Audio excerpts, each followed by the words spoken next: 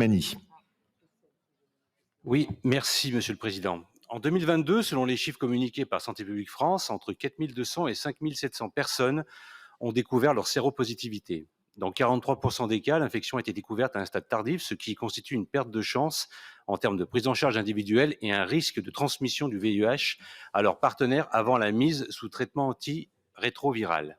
Selon une enquête de l'IFOP menée pour SIDAction auprès des jeunes âgés de 15 à 24 ans, au mois d'octobre dernier, les préjugés sur le sida n'ont jamais été aussi présents dans les esprits.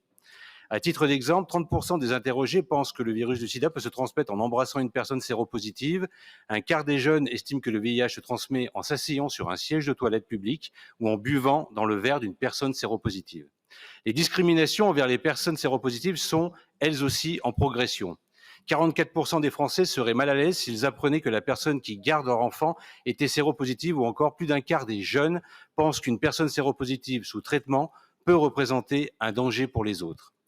Alors que notre collectivité s'engage pour la sensibilisation à la vaccination contre les papillomavirus humains, il est urgent qu'elle lance, au même titre, une campagne de sensibilisation au VIH. L'une des pistes d'action pourrait être celle que vous mettez en place pour le HPV, c'est-à-dire des soutiens aux officines de proximité, la mise à disposition de kits de sensibilisation au VIH et pourquoi pas, au même titre, avec 2 affiches et 100 flyers auprès des 2447 pharmacies du territoire. C'est pour ça que nous vous demandons d'intégrer à votre délibération l'amendement que nous vous soumettons. Nous vous remercions. Madame Vautrin. Plusieurs choses. On a souvent échangé ensemble, Monsieur Gémini.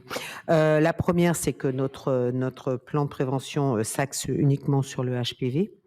L'ARS est en charge quand même de la prévention